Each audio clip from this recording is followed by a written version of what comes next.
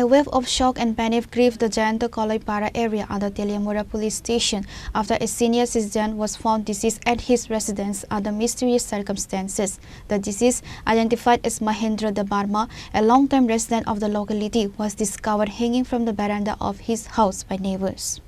The sight of the elderly man's body in such a state sent shockwaves through the quiet neighborhood, with locals immediately alerting the authorities. Upon receiving the news, a team from the Teliamura police station rushed to the spot.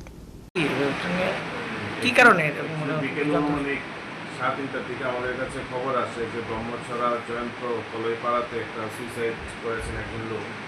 তো সঙ্গে সঙ্গে আমাদের পুলিশের লোক ওখানে যায়, যাওয়ার পর থেকে ঘরের বারান্দায় মহেন্দ্র দেববর্মা একজন লোক, যার বয়স আনুমানিক 73 হবে, উনি ওনার বারান্দাতে গামছা দিয়ে ফাঁসিতে আত্মহত্যা করেছে।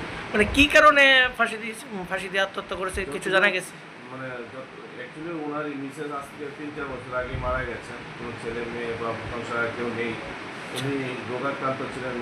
দুইসিন্দাইতে মানে কিছু ওনার শ্বশুরবাড়ি আত্মীয়স্বজন থাকে, ওরা 3-4 জন এসেছিলেন। ওরা বলছেন যে উনি দীর্ঘদিন ধরে বিভিন্ন রোগে ভুগছিলেন এবং ওনার দেখা যায় যে ওনার পাটা কিছু খোলা আছে।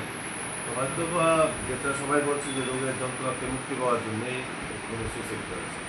আমাদের বডি শিফট হয়েছে, মানে তেলিয়ামুড়া হসপিটাল মর্গে আছে। কালকে ওনার পিএম করে ওনার যারা রিলেটিভ আছে ওনাদেরকে হস্তান্তর করা হবে। এই বিষয়ে আমরা একটা অস্বাভাবিক মানে কেস নিয়ে তদন্ত চালাচ্ছি।